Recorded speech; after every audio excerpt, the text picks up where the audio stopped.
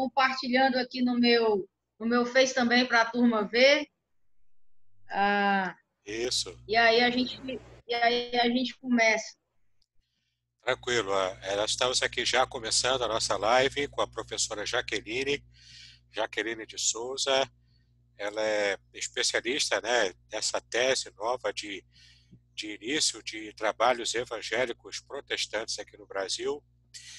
E tenho certeza de que será bastante interessante aqueles que realmente gostam de estudar sobre história da igreja aqui em nossa terra, né, em nossa nação. Enquanto a nossa irmã vai ali divulgando nas redes sociais, eu gostaria de começar com uma palavra de oração, tudo bem? Vamos então orar, agradecendo a Deus por essa oportunidade.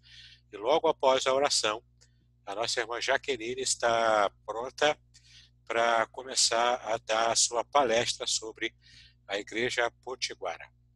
Vamos então falar com Deus nessa noite.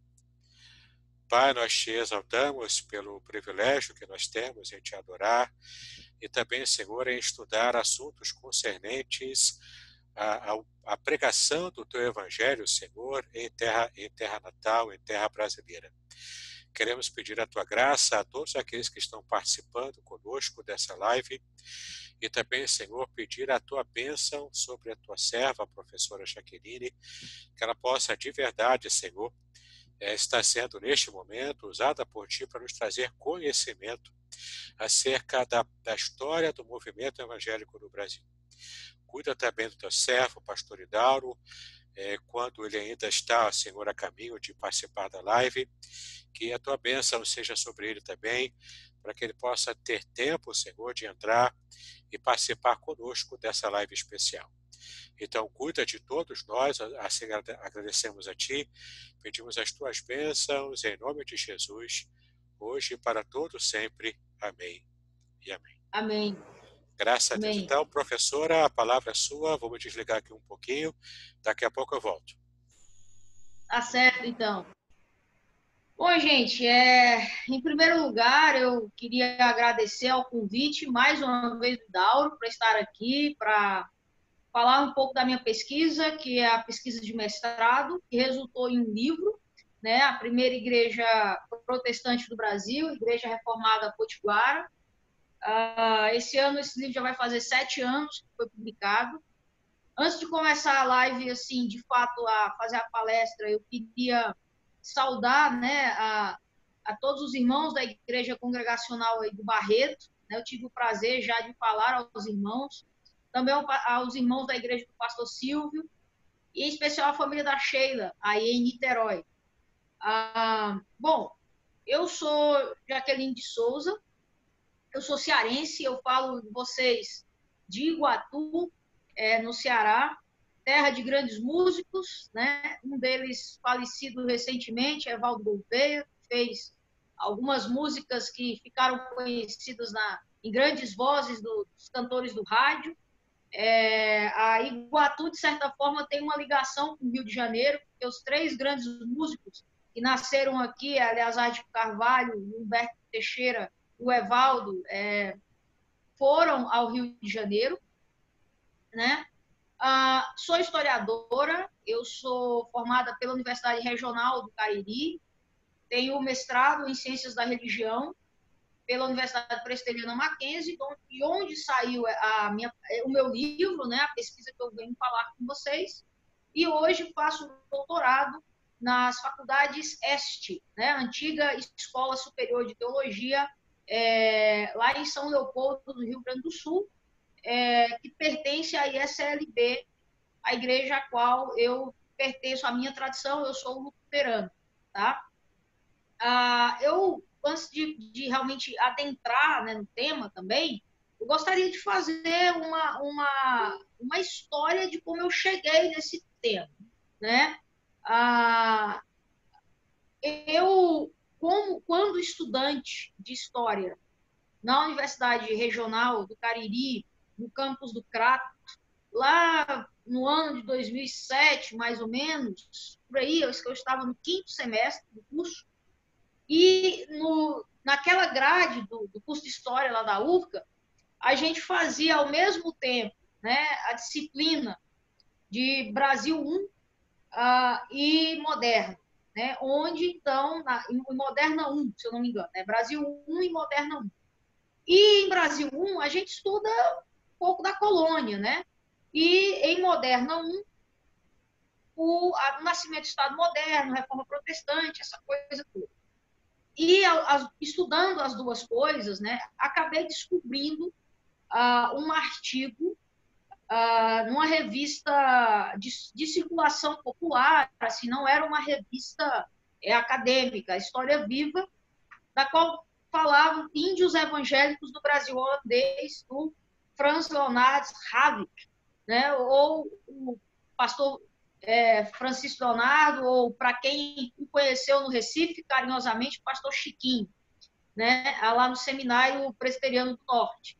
E aí eu fiquei completamente encantada, então era ao mesmo tempo, pegava as duas coisas que eu estava estudando na minha graduação, então eu comecei como diz o Lucian Febvre, né, o historiador tem que ser como um ogro, quando fareja carne humana tem que ir atrás. Então eu fiquei completamente encantada pela pesquisa, então fui procurar saber tudo que eu podia saber sobre o tema. Então, descobri que a editora Cultura Cristã, esse livro, né, do Frans Leonard Havik, Igreja e Estado no Brasil Holandês, então devorei esse livro, assim, acho que eu li o livro em uma semana, né? Então, disse, olha, quando eu, como protestante, descobri que havia brasileiros, né, índios protestantes no período colonial, então, para mim, ali foi paixão não foi paixão, né? Foi amor à primeira vista. Então, decidi que ali iria ser a minha pesquisa principal, né? Que eu iria dedicar a minha vida a essa pesquisa. Não pesquiso só isso, mas é, de fato, a minha pesquisa principal. Então, já no curso de História lá da URCA, né? Eu fiz o meu trabalho de conclusão de curso já com esse tema e agradeço demais o professor Antônio José de Oliveira, né, que foi meu orientador, ele que é especialista em história indígena, especificamente dos índios cariris.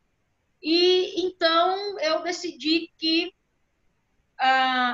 queria ir a fundo, né? Até então eu nunca tinha pensado, passado na minha cabeça que eu iria fazer um mestrado, né, um doutorado. Mas enfim, eu disse, olha, eu tenho que fazer isso, né? Uma menina do sertão não tem muitos naquela época, hoje já mudou bastante, mas ali no início do século XXI, você não a sua ambição era terminar o curso superior e voltar para a sua terra para trabalhar.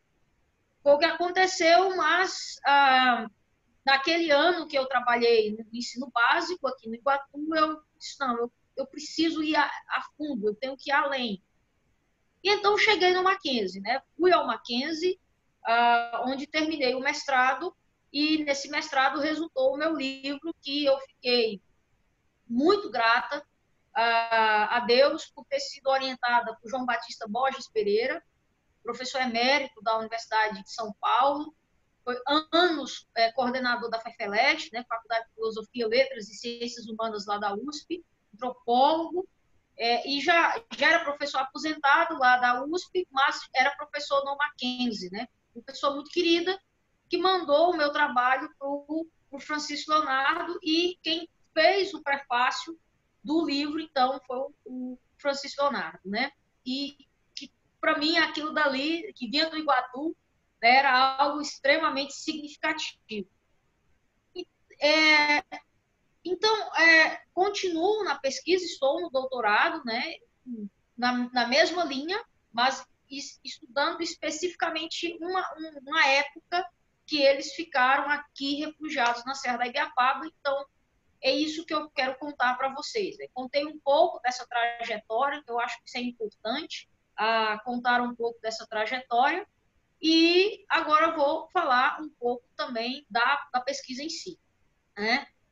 Bom, gente, quando a gente fala em Brasil holandês, a primeira pergunta que as pessoas me fazem é o que é que os holandeses vieram fazer aqui, né? O contexto que os holandeses invadem, né, o Nordeste brasileiro, a primeira vez, entre 1624 e 1625, não deu muito certo, foi na Bahia, e a segunda vez, então, foi melhor, bem sucedido, né? Ficaram entre 1630 até 1654. Era um contexto de guerra dos 80, era a guerra de independência da Holanda, né? A Holanda, então, ela era um estado vassalo ao Império Espanhol, e então lutaram por sua independência, uma guerra que durou 80 anos, e entra nessa, né? Entre 1580 e 1640, acontece um fato na história do Brasil colônia, né?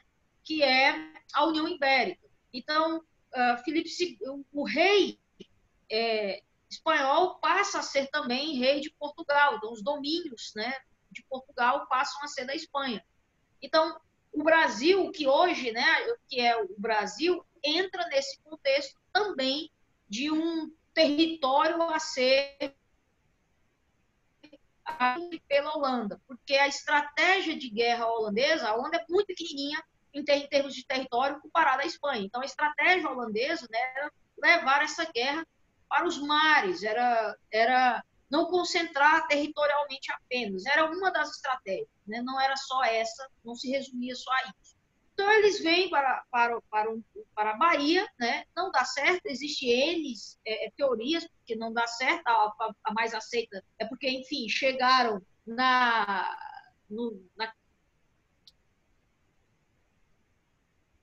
no foco e, então, enfrentaram muitas adversidades, né?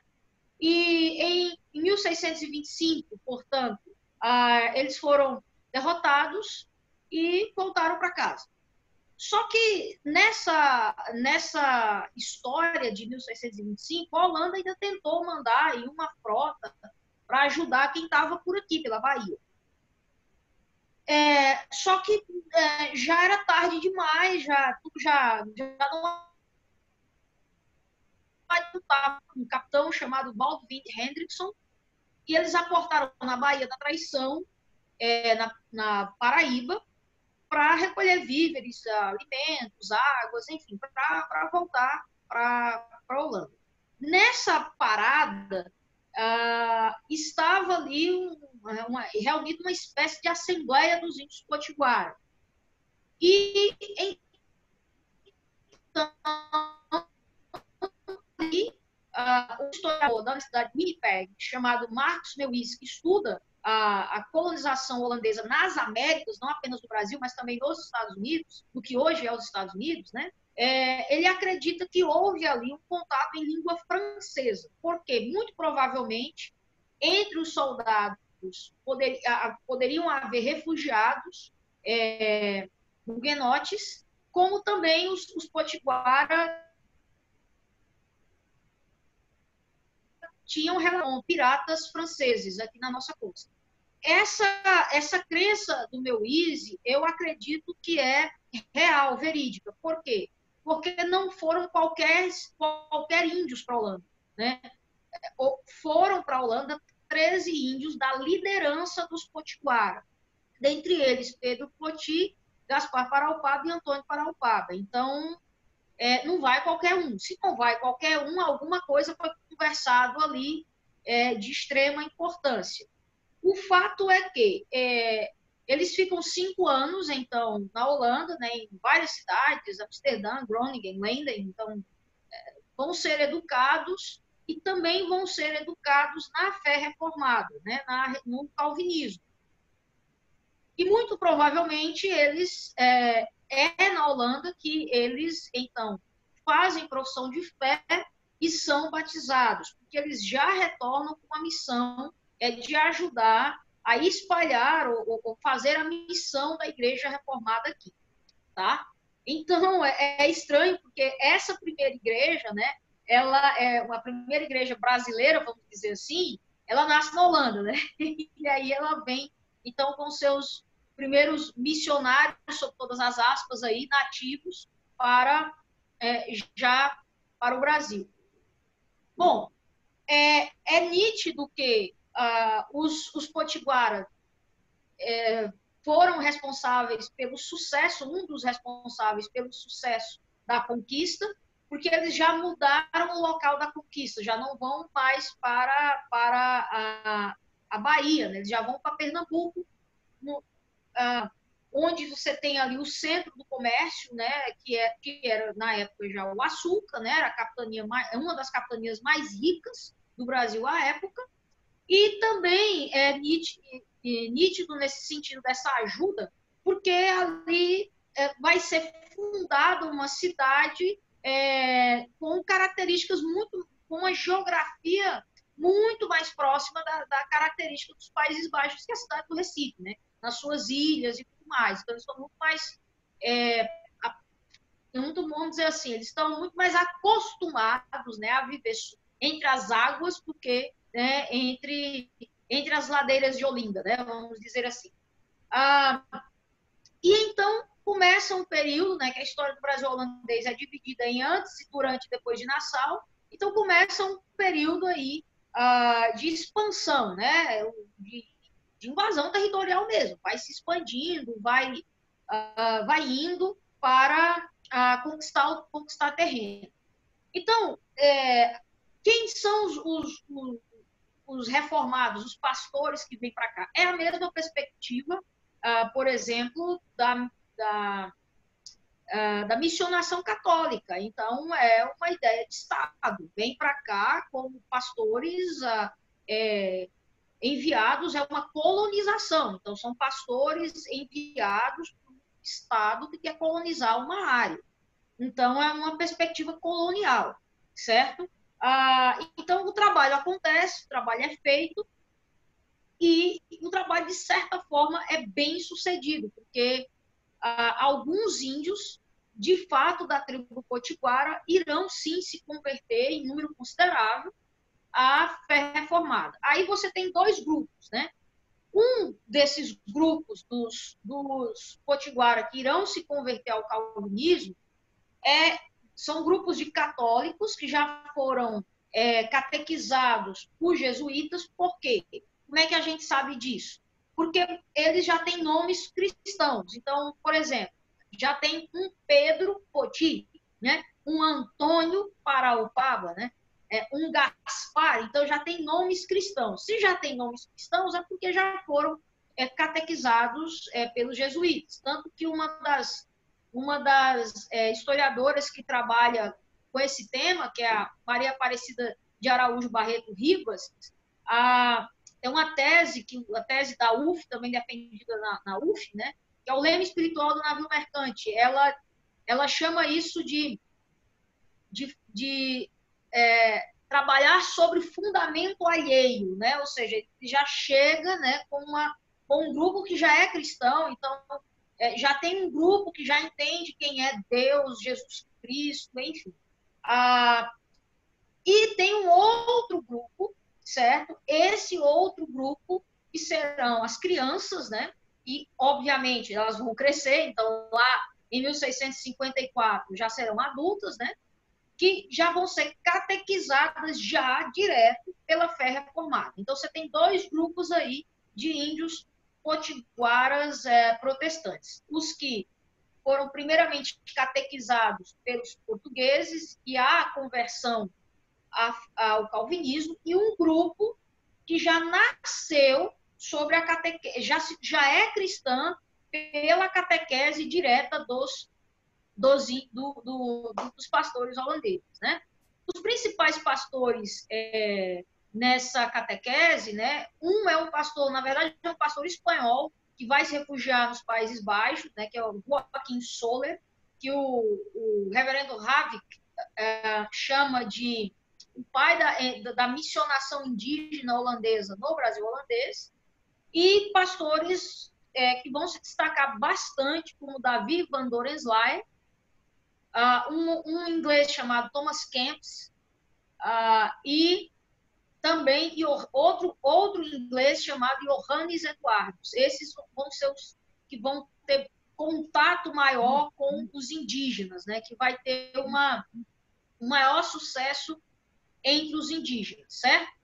Bom, a catequese protestante, me parece, né, que ela foi uma catequese muito bem feita. As fontes deixam isso, a gente pode dizer isso, né, por conta das fontes, por conta de quê? De que a primeira ceia do Senhor que se tem registro, que participou brasileiros, é em 1640, né? Ou seja, 10 anos depois que chegam os holandeses no Pernambuco. Por que você diz que isso é um fator de medição que a catequese ela foi bem feita, né? Nós sabemos muito bem que existe um medo muito grande, né, de confusão desses pastores em relação ao que acontece na Eucaristia, pela cultura antropofágica dos índios, né? Então, os pastores tinham medo, né, de que eles entendessem que, na verdade, estavam comendo a carne, né? Lhe passa 10 anos para fazer essa ceia do Senhor, é porque houve assim um cuidado de explicar bem o que é aquilo dali, né? O que está acontecendo. Isso não quer dizer que tenha sido mil maravilhas ou que não tenha tido impacto. Por exemplo, os pastores eram ligados da VIC, Irlandesa das Índias Ocidentais. Essa companhia ela foi criada para combater o monopólio espanhol no Atlântico. Ela está dentro do contexto das controvérsias do que vão resultar no Sínodo de Dort, certo? Lembrando que o problema entre calvinistas e arminianos, que eu não gosto desse termo para o século XVII, eu acho que o termo correto é remonstrante, né, ou então gomarista, nesse período, é muito mais político do que simplesmente religioso, os 5 pontos do calvinismo. Por quê? Porque o partido, né, remonstrante, ele quer paz para a Espanha. O partido calvinista, não, é guerra. Então, era uma coisa muito mais política, tinha muito mais envolvimento político do que simplesmente uma questão religiosa. Então, todos os pastores que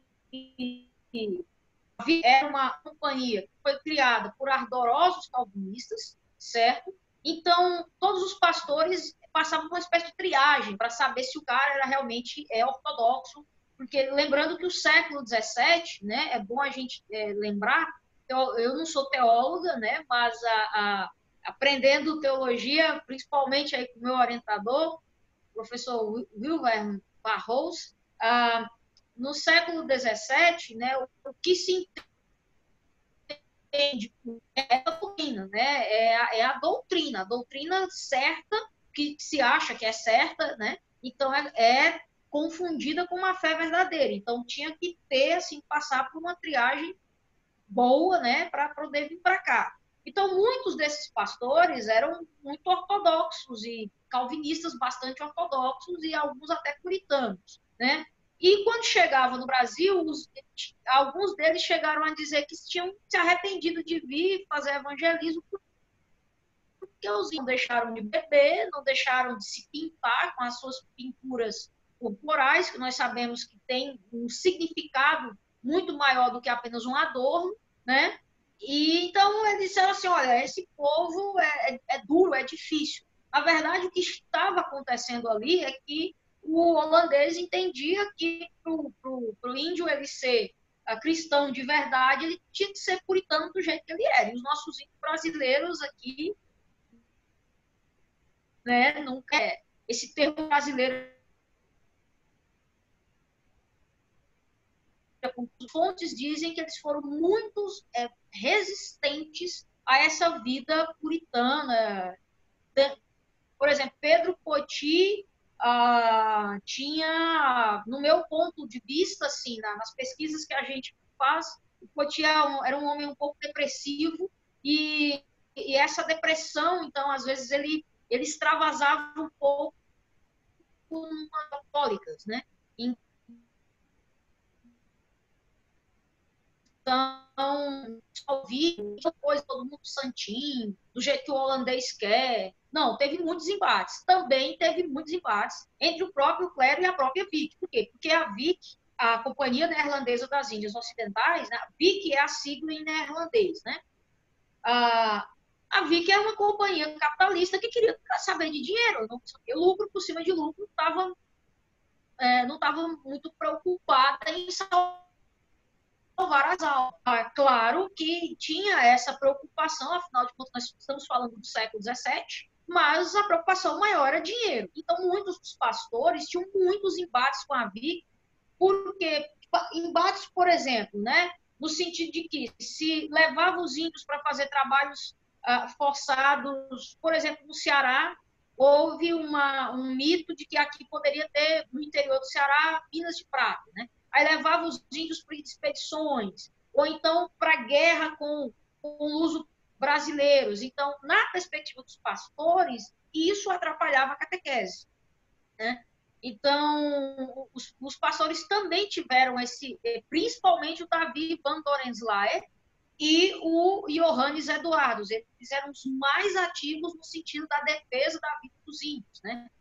Então, não foi tudo uma maravilha. Houve choques entre o clero e a VIC, e houve choques também entre o clero protestante e os próprios índios, que eram cristãos, mas eram cristãos reformados, e as fontes, pelo menos, são muito poucas, né? Vamos deixar claro isso, mas pelo menos da liderança, não me deixa muita dúvida que eles eram realmente calvinistas, mas não eram no tanto ou na expectativa ou na forma que alguns desses pastores mais puritanos, mais ortodoxos queriam que eles fossem, né? Quatro desses índios, o Davi van Dorenzlaer, ele se dedicou também a preparar os índios para a educação deles mesmos. Então, já havia uma expectativa, né, de que a própria liderança indígena fizesse a catequese dos próprios índios, né? Então, 4 desses índios se tornaram mestres escolas, né? Que é um ofício dentro da Igreja Reformada Holandesa lá do século XVII. Se você fosse um mestre-escola, você seria uma espécie de auxiliar de pastor. Então, isso seria a primeira etapa para você se tornar um pastor ordenado, certo? O que mais vai se destacar nessa formação, nesse ofício de mestre-escola, é um índio chamado João Gonçalves, que durante o governo de Matias Beck, no Ceará, que aqui, inclusive, só um parênteses, né? Na história de Fortaleza, nos debates lá do século XIX, início do século XX, houve um debate muito forte sobre quem seria o verdadeiro fundador da cidade de Fortaleza. Matias Beck existia uma ala que defendia que era ele o fundador, mas enfim. Ele vai trabalhar também aqui no Ceará, como uma espécie de auxiliar do inglês Thomas Kempis, né? Que a gente não sabe se esse nome era o nome dele mesmo ou se era uma homenagem a Tomás de Kempis, né? Lá da Imitação de Cristo. Enfim, você pode ver que chega, então, ao passo que o ápice, na verdade, da catequese é o governo de Nassau, porque o Brasil holandês é muito belicoso, né? Antes de Nassau é uma guerra para tomar a terra. Durante Nassau você tem ainda muitos conflitos, mas muito mais paz, e depois de Nassau começa então a insurreição pernambucana e aí dá na verdade na expulsão dos holandeses em 1654, certo? Então o trabalho é feito, né? Quando os holandeses, então, são expulsos em 1654, muitos índios irão embarcar em alguns navios para outras colônias holandesas, junto com os holandeses. Mas uma parte significativa não irá. Essa parte significativa, que não vai, né, que não aceita a capitulação de Taborda, né, que é a espécie de tratado de paz depois, né, da insurreição pernambucana, eles então decidem se refugiar na Serra da Ibiapaba, aqui no Ceará, ali mais ou menos da região de Viçosa, do Ceará. É uma região muito bonita do Ceará, muito bonita mesmo. Se um dia você vier visitar o Ceará, for ali para as bandas de Jericoacoara, dá um jeito de conhecer a Ibiapaba, né? Vale a pena, é muito bonita, certo? Então, gente, eles vão ficar lá. E então eles fazem um plano, né? Eles traçam um plano. Olha, nós vamos ficar refugiados lá e vamos esperar 2 anos saber o que os holandeses vão fazer com a gente. Né? Se vão... O que vão fazer? Vão nos ajudar? Vamos tirar daqui? Vão nos armar? Vamos retomar a terra? Ou vai nascer um micro-estado ali, holandês e potiguara? Enfim, vamos esperar. O Antônio Paraupaba, então, vai à Holanda, se apresenta nos Estados Gerais holandeses por 2 vezes, né? Uma em 1654, em agosto de 1654, e outra em abril de 1656, né? E faz 2 documentos absolutamente maravilhosos. São 2 documentos primorosos da nossa história colonial, né? Porque no primeiro documento, a primeira representação é muito curta. Ele diz, olha, somos súditos dos Estados Gerais holandeses, somos cristãos reformados e estamos lá esperando até 2 anos, vamos resistir para saber o que vocês vão fazer com a gente. E eles ficam lá na Ibiapaba. Né? O tempo passa, né? O tempo passa e aos 2 anos, nada acontece. Aí o Paraupaba volta de novo, faz a sua segunda representação. Aí o texto é belíssimo. Às vezes eu acho que o Paraupaba é quase um diplomata falando. Ele faz toda uma narrativa, toda uma construção de como foi a aliança entre os potiguara e os holandeses, né? E para os potiguara aquilo dali foi selado com sangue. Então, ele cita várias passagens bíblicas, as mais importantes falando da parábola dos talentos. Isso é absolutamente fantástico, como ele usa a parábola dos talentos, dizendo que o índio é o talento e que o holandês é o servo. Então, se o holandês não enterrar aquele... se o holandês, na verdade, enterrar aquele talento e não usar para a glória do Senhor, o patrão severo virá e os vingará. E essa questão da vingança, né, é extremamente importante, porque na cultura indígena a vingança ela não é uma coisa negativa como é para nós. É uma questão positiva, é honra. É uma honra. Né? Se faz guerra para vingar os ancestrais.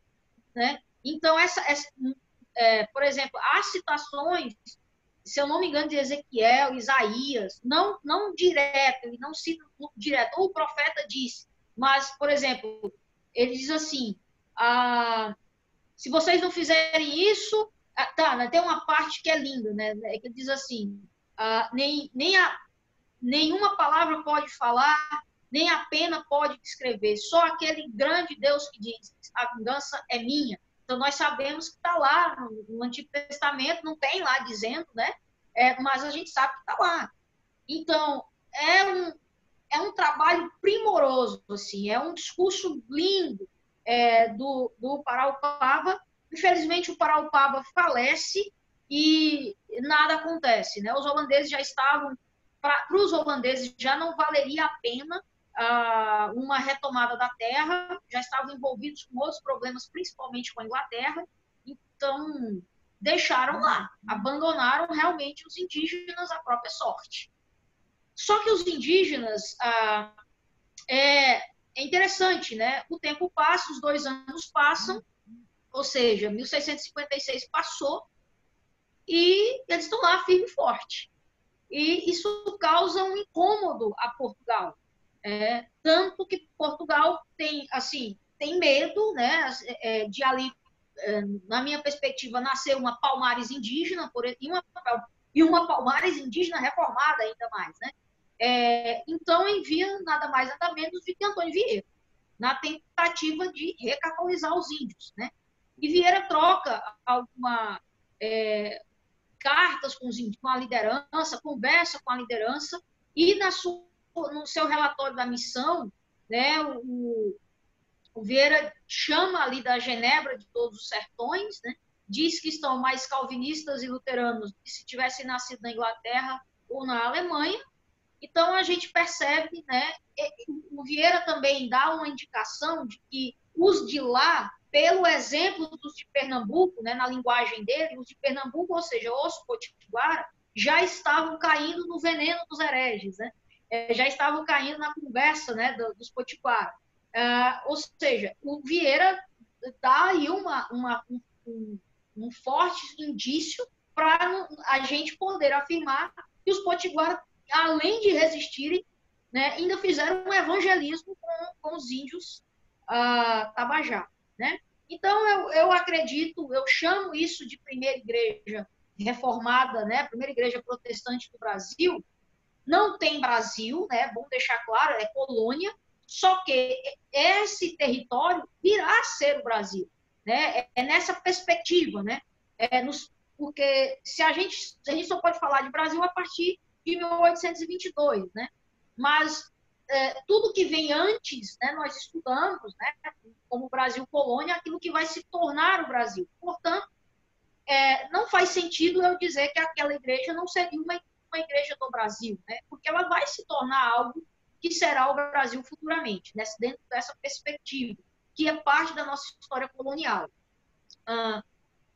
Chamo ela de primeira igreja protestante do Brasil, né, formada por nativos, porque ela existiu num período considerável, pelo menos de 1654 a 1660, que é a data, né, do relatório da missão do Antônio Vieira, sem a presença de holandeses.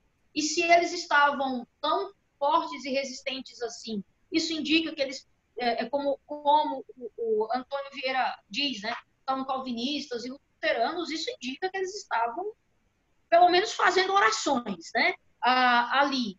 Então, houve, no meu ponto de vista, sim, aquilo é uma igreja, né? E entra na cota, né, mínima que Jesus disse para ter uma igreja, onde houverem 2 ou 3 reunidos em meu nome, ali eu estarei, certo? Só para terminar minha fala, né, assim, essa igreja também produziu o que eu chamo de primeiro mártir protestante do Brasil, né, que é o Pedro Poti. Ele foi capturado na Segunda Batalha dos Guararapes, em 19 de fevereiro de 1640 e... Ai, Jesus, 49, 1649, e ao ser capturado, né, o Poti é levado para a prisão do Cabo Santo Agostinho, é torturado para renegar a fé, não faz e morre, né? O testemunho, inclusive, não é, eu chamo ele de mártir porque o próprio Antônio Paraupaba, na sua segunda representação, constrói toda a narrativa do martírio de Pedro Poti como um martírio. Então, o Paraupaba faz questão de construir a morte do Pedro Poti não como a morte de um grande guerreiro, mas como a morte de um mártir. Ele faz questão de dizer isso. É claro que tudo isso está envolvido, né? Que ele está falando, para quem ele está falando, quem ele quer conquistar, qual o tipo de envolvimento político. É claro que tem todas essas coisas, né, envolvidas. Mas o Poti, me parece que, de fato, era um homem que tinha convicções firmes em relação à sua fé reformada. Apesar de, como eu falei, né, ele deveria ser uma pessoa com muitos complexos, né, tanto que na sua solidão, na sua dor, recorria ao álcool frequentemente, mas na guerra entre holandeses e luso-brasileiros, né, quem estava do outro lado do potiguara, porque não foi toda a tribo potiguara que se aliou aos holandeses, também teve um lado aliado aos católicos, né, quem estava liderando era o Felipe Camarão, que era seu primo. Esse aí é muito conhecido na historiografia, na história brasileira. E o Felipe Camarão escreveu uma carta dizendo, cara, o que você está fazendo aí? Passa para o lado de cá, não tem tanta vantagem, você está aí com os holandeses. E o Pedro Cotin, então, vai escrever uma carta de resposta onde ele afirma o sola Christus, né? Onde ele diz, sou cristão. E melhor do que vós, creio somente em Cristo. Né? E curioso que essa carta é datada de 31 de outubro de 1645, né? O dia da Reforma Protestante. Né? E eu não acredito que, enfim, não tenha seja mera coincidência. Né? Bom, gente, é isso. Eu chamo essa igreja de a primeira igreja protestante do Brasil. Quem lê o livro vê no prefácio feito pelo Ravi, que ele também concorda, né? E é isso, né? Espero que eu tenha contribuído e estamos aqui, né? Eu agradeço. Tentei resumir o máximo que pôde, com maiores informações possíveis, para ser a mais didática possível. É isso aí, professora, tudo bem? Tivemos uma dificuldade técnica aqui com o som, mas depois eu já resolvi. Já temos aqui algumas participações, tá? Algumas perguntas. Estamos aguardando ainda algumas perguntas de quem ainda não fez. Pode colocar aqui nos comentários que daqui a pouco eu vou acessar as novas perguntas para apresentar aqui a professora. O primeiro comentário é do pastor Eduardo Campos, ele avisando que ele está presente, mas infelizmente a internet dele está instável, por isso que ele não pode entrar, né? Senão ele estaria aqui fazendo todo esse trabalho de conversa junto com a professora. O Williams Lopes, ele disse que em breve vai adquirir o seu livro.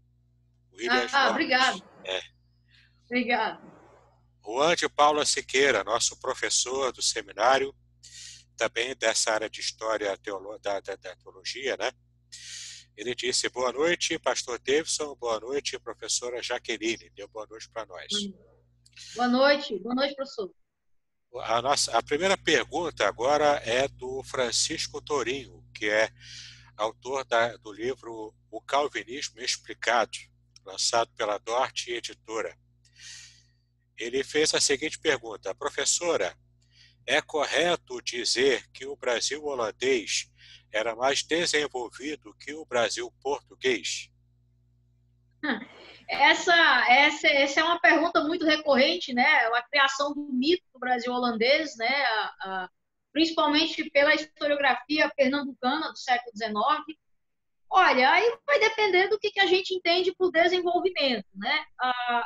Quando as pessoas falam da maravilha que é Recife, né? Uma cidade planejada, com suas pontes e tudo, Nassau, inclusive, planejou, não conseguiu, mas planejou que aqui tivesse uma universidade, né? Uma academia, na verdade. Enfim, eu acredito o seguinte, que o diferencial do Brasil holandês foi Nassau, né?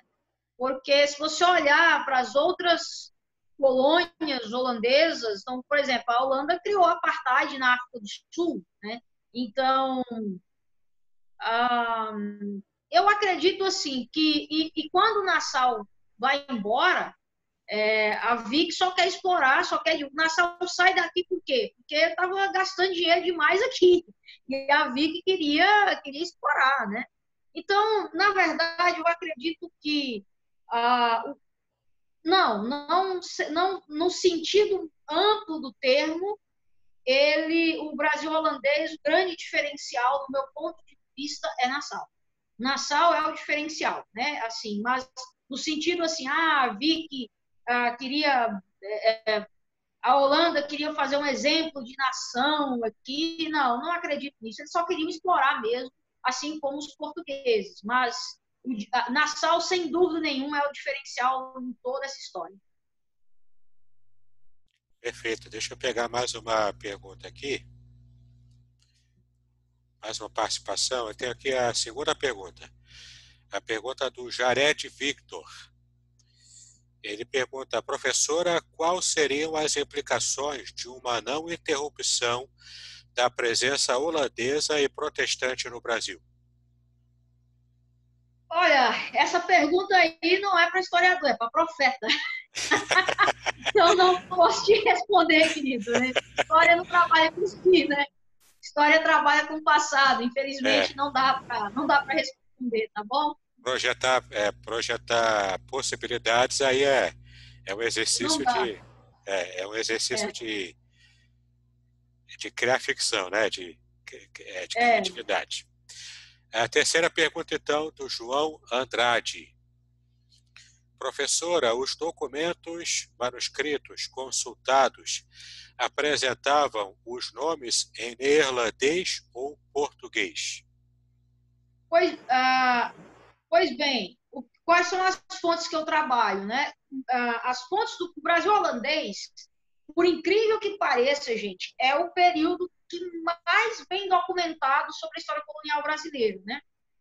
Então, no século XIX, houve uma missão de historiadores pernambucanos que a Holanda para transcrição de documentos em língua portuguesa para o Instituto Histórico Arqueológico e Geográfico de Pernambuco. E muitos desses documentos, já em português, foram publicados tanto pela revista do Instituto lá de Pernambuco, como pela revista do Instituto Histórico e Geográfico Brasileiro, e também, enfim, de vários estados, né? Então, a documentação do Brasil holandês já está bem traduzida em língua portuguesa há pelo mais de 100 anos, né? Das representações do Antônio Paraupaba, a versão que eu gosto de utilizar é de uma tradução feita direto do neerlandês para o português, do professor Ludwig Hoesman, que é um professor holandês que tem uma forte ligação intelectual com a Universidade de São Paulo. Então, ele publicou tanto em neerlandês como em português. Então, especificamente falando da fonte do Paraupaba, né, eu uso essa versão do Ludwig Hoesman. As demais, elas já foram publicadas em língua portuguesa há mais de 100 anos. Então, para o historiador do Brasil holandês, o problema não é fonte. O problema é selecionar as fontes, porque é muita fonte, você acaba ficando perdido. É um problema geralmente muito comum, né, para quem trabalha com pesquisa. E às vezes dói, né? Você tem que cortar e não usar determinada fonte, né? Geralmente é assim. O Carlos Oliveira, ele deu os parabéns pela sua pesquisa. Eduardo Felipe Marques, Obrigada, Carlos. é, o Eduardo Felipe Marques, ele deu boa noite, graça e paz. Eu amo história da igreja, Deus os abençoe ricamente em Cristo. Amém. Williams Lopes, parabéns, professora Jaqueline, pela enriquecedora exposição. Obrigada. Professor Juan de Paula Siqueira, parabéns, professora Jaqueline, excelente palestra. E temos uma Obrigada. pergunta, a pergunta de número 4, do Jadson Ramos. E enquanto eu vou ler aqui a pergunta para a professora responder, você que ainda não fez a sua pergunta, por gentileza, pode colocar aqui, tá bom? Ainda há tempo de você fazer a sua pergunta. Então, a pergunta do Jadson Ramos. Jaqueline de Souza, até quando você consegue rastrear os vestígios dessa igreja reformada? Haveria a possibilidade dela ter avançado até o século XVIII? Olha, excelente pergunta. Janson, né, o nome dele? É Janson Jadson Ramos? Ramos, Jadson Ramos, olha, excelente pergunta. E é por isso que eu estou no doutorado, né? Estou aí continuando nesse exercício, né? Hoje eu posso dizer com certeza até 1660. Eu tenho o que, inclusive no meu livro, né? Que eu dividi esse período da igreja em alguns períodos, né?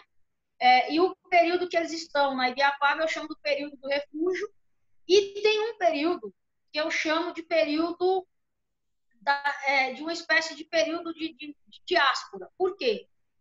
Porque no arquivo do Conselho Ultramarino há uma carta datada de 1691, sobre a prisão de um índio que é apelidado de João o Pregador. Nós sabemos muito bem que a prédica, principalmente no século XVII, é uma coisa muito específica de pastores protestantes. Então, se você tem já os índios, o que acontece com os índios depois? Né? Bom, muitos vão ser levados para o aldeamento, vão voltar ao catolicismo e tal, mas muitos vão se enveredar pelo sertão adentro e resistir mesmo à colonização portuguesa, num livro que, inclusive, eu recomendo a leitura de um professor chamado Pedro Pontoni, A Guerra dos Bárbaros. Né? Então, eu creio que esse João Pregador, até que se diga o contrário, pode ser, sim, João Gonçalves. Né? Pode ser, sim, João Gonçalves, ou pode ser qualquer outro João, mas um João reformado. Então, na história é o seguinte, eu só posso afirmar categoricamente, assim, tá um ponto final, se eu tenho fonte. Se eu não tenho fonte que não diga o contrário, então permanece a polêmica. Então, ou seja, o que eu quero dizer? Se não aparecer nenhuma fonte que contraria a minha hipótese, até lá a minha hipótese está valendo. Então, Jadson, né? Aí eu estico um pouquinho, por isso a data do livro vai até 1692. Por isso eu estico um pouquinho, porque eu acredito que há uma possibilidade desse João ou ser um João Gonçalves ou ser um qualquer outro João reformado. Aí, tá certo? Porque, por conta de quê? É preso por ser pregador? Né? Então, se fosse um pregador católico, alguém iria prender um pregador católico? Né? Então, nesse sentido que a gente conversa. Existe, pode ser que eu esteja errado, né? Mas é a minha hipótese. Tranquilo. Nós temos aqui mais alguns comentários e perguntas também. O Michael Alves, ele disse, tem um livro, excelente exposição, professora Jaqueline. A nossa irmã Carla Janaína. Michael é meu aluno. O Michael Alves, né? O seu aluno, né? Meu aluno. Um abraço, Michael. A professora Carla Janaína, da nossa denominação também. Carla Janaína é a minha revisora, que eu tenho dislexia, então não faço nada sem mandar para Carla. Ela é gente boa, conheço a Carla. A professora Carla Janaína, ela dá boa noite a todos. E ela disse o seguinte, recorte importante da historiografia protestante. Um abraço, Jaqueline e o pastor Davidson também. Bacana. Temos aqui ainda um comentário do Tiago Rodrigo da Silva. Parabéns pela brilhante pesquisa. Agora tem mais duas perguntas, tá? Eu vou colocar aqui a primeira, que é do Carlos de Oliveira. Havia um pastor indígena ordenado entre os refugiados em Ibiapaba? Olha, eu acredito que sim, né? Por quê? Porque eu acredito que o João Gonçalves foi ordenado, sim. Aí é uma questão, Carlos, que entra naquela história que eu falei para o Jadson, né? Eu não tenho como provar isso, não tem documento que prova isso. A gente vai supondo, por quê? Porque eu não tenho um documento a punho dos índios na Ibiapaba. O que é que eu tenho? Eu tenho um documento do Antônio Paraupaba falando sobre eles e eu tenho um documento do Antônio Vieira falando sobre eles.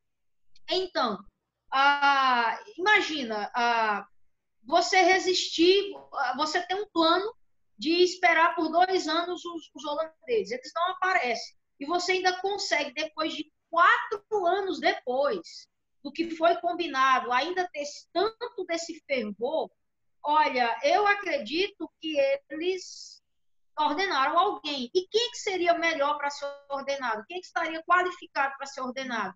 Aquele que chegou a ser mestre-escola, aquele que chegou a ser um auxiliar de pastor. Agora, como eu estou dizendo, tudo isso, infelizmente, a gente só fica na suposição, há indícios, né? E talvez tenha acontecido isso e tal. Infelizmente, a gente não pode afirmar categoricamente. Apenas é indício, suposição, a gente fica na dúvida. Até que apareça um documento que diga, ó, os índios ordenaram um índio pastor. Enfim, eu não, infelizmente, a gente vai ficar na suposição, tá? Mas eu acredito que sim, mas não posso afirmar categoricamente que sim, porque eu não tenho uma fonte que afirme isso. Isso aí. A próxima pergunta é do Tiago Rodrigo da Silva. A pergunta é um pouquinho longa, tá? Mas eu vou ler aqui. Professora, qual a influência do estudo entre a Igreja e o Estado no Brasil holandês, do professor Francis, do Seminário Presbiteriano do Norte? Considera o estudo dele um clássico ou um texto datado? Eu falei no início, né, da live, né, foi a partir do trabalho dele que eu me encantei. Não? O texto do Franz Leonard Havik, né, eu aprendi que fala assim, é um texto maravilhoso, é um primor de fontes, ele tem muita indicação de fonte. O fato dele ser holandês, aí, claro, facilita muito, né, porque ele tem acesso à língua dele, né, então, assim, é um texto brilhante, é altamente recomendável, né, e nunca, no meu ponto de vista, nunca será um texto datado, ele vai ser um clássico eterno sobre a igreja, a relação da igreja-estado entre o Brasil e o holandês. Essa pergunta me lembra, inclusive, na minha seleção para o Mackenzie, o professor João Batista, né, que acabou se tornando meu orientador, ele estava na banca de seleção, e aí ele perguntou, olha, o que você vai fazer com a tua pesquisa se já tem um livro do Francisco Leonardo, né? Aí eu disse, olha, eu quero dar o outro lado da moeda, né? Porque ele focou muito na missionação calvinista, holandesa. Eu quero falar, então, como é que os índios receberam isso, né? E é isso, eu considero o livro dele excelente, excelente, realmente. E o que eu tentei fazer foi olhar a ponta solta, né? A ponta solta foi os indígenas, não só eu, né? A Maria Aparecida Barreto de Araújo Ribas também faz, e outros historiadores também fazem, né? Mas o texto do Francisco Leonardo nunca vai ser datado, sempre vai ser um clássico. Beleza, respondido então a pergunta, né, do nosso querido. Tem uma pergunta aqui do Francisco Tourinho. É uma pergunta bem grande, mas eu vou fazer aqui. Professora, o Papa Francisco canonizou o que ele chamou de os primeiros mártires do Brasil, que, segundo a Igreja de Roma, esses católicos foram assassinados por calvinistas do século XVII, ali no Rio Grande do Norte. A senhora poderia comentar sobre esse fato? E aqui o nosso irmão William Lopes, ele também fez um adendo a essa pergunta. Ele colocou aqui, evento conhecido como Mártires de Cunhaú e Uraçu. Pode repetir que falhou o som. William Lopes, quando você falou William Lopes, falhou o som para mim. Tá, o William Lopes, ele fez um adendo à pergunta do Francisco Tourinho. Ele falou assim, evento conhecido como Mártires de Cunhaú e Uraçu. Isso. É aquela coisa, né? Você tem uma guerra que é uma guerra política, militar, obviamente, mas também é uma guerra religiosa, né? Então, ali era uma guerra de reformado contra católico. Então, eu considero, assim, que eu estou falando do século XVII, as guerras de religião, elas são transportadas para a América, né? A França Antártica é um exemplo disso também, né?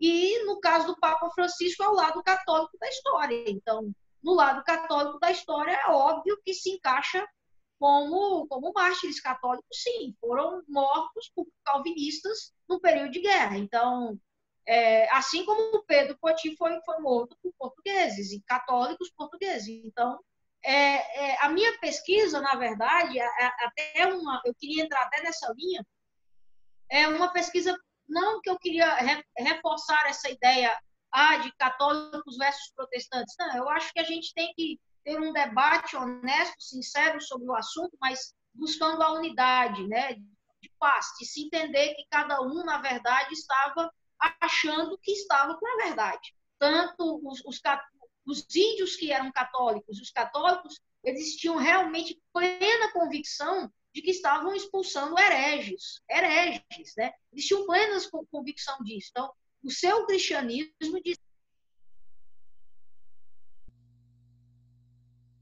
que no lado calvinista que estavam com plena convicção que estavam espalhando a igreja, a verdadeira igreja. Então, na verdade, aqui não é para reforçar uma briga, na verdade é para compreender o que aconteceu e se auto-perdoar e tocar o barco para frente. A minha perspectiva é essa. Perfeito. Já terminaram aqui as perguntas. Caso alguém ainda queira fazer uma pergunta, nós vamos esperar alguns minutinhos para que você possa escrever aqui a sua pergunta. Mas se não houver, nós estaremos já chegando ao final da nossa live, tá bom? Estou aqui de olho aqui, ó, no celular, esperando a sua pergunta. Enquanto isso, a nossa professora toma um pouco de fôlego, né? Bebe uma aguinha. A gente fala rápido. Bebe uma água para poder recuperar as forças. Aguardamos aqui. Se tiver mais alguma pergunta, mais alguns minutinhos aguardamos, tá bom?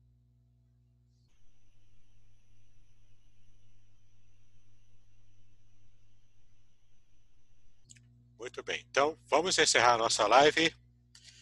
Quero agradecer, em nome do Seminário Teológico Congregacional de Niterói, a professora Jaqueline, pela sua disponibilidade em estar participando a sua pesquisa a cada um de nós e mostrando, né, o quanto é rico todo esse campo, né, de estudo historiográfico do protestantismo brasileiro, especialmente buscando esse início mesmo lá na Igreja Potiguara, né, que é tão pouco falado, tão pouco conhecido, até porque é um campo de pesquisa novo também que está se abrindo. Então, professora, muito obrigado, que Deus te abençoe, Deus abençoe as suas pesquisas, os seus esforços acadêmicos e que cada vez mais a gente possa ver novas pesquisas e novos produtos também vindo, novos livros, novas perspectivas da historiografia do protestantismo brasileiro. Tá bom? Deus abençoe. Pode dar suas considerações finais. Obrigada, pastor Davidson, obrigada a todos que participaram, né, as mensagens positivas, as perguntas construtivas. Abraço ao pastor Idauro, né, a internet não deixou, mas, enfim, é um grande amigo. E eu quero dizer assim, né, que aí sim, quem vai estar datado é o meu livro, né, a partir da pesquisa que eu tenho desenvolvido no doutorado, novas descobertas, novas perspectivas e quando eu terminar a tese lá na ESH, ela vai se tornar livro, e esse livro ele vai dar luz a algumas pontas soltas, algumas falhas, assim, algumas coisas que é claro que uma pesquisa nunca dá de conta de tudo, mas aguarde que ano que vem, se Deus quiser, a gente vai ter um outro livro já, resultado da tese, muito mais complexo, muito mais completo, profundo, e com algumas coisas que a dissertação deixou no ar, e a gente, graças a Deus, a partir de descobertas de novas fontes, conseguimos responder, né? Graças a Deus. Então, muito obrigado a você que nos assistiu até agora, que só para você saber, a live continuará online aqui na página do Facebook do seminário, e também estarei terminando aqui a gravação, que comecei a fazer, e estarei colocando também no canal do YouTube do seminário também. Você poderá assistir tanto aqui no Facebook, quanto também em nosso canal do YouTube. Muito obrigado, então. Boa noite a todos nós. Paz e bênçãos a todos. Amém. Grande abraço. Tchau, tchau. Tchau, tchau.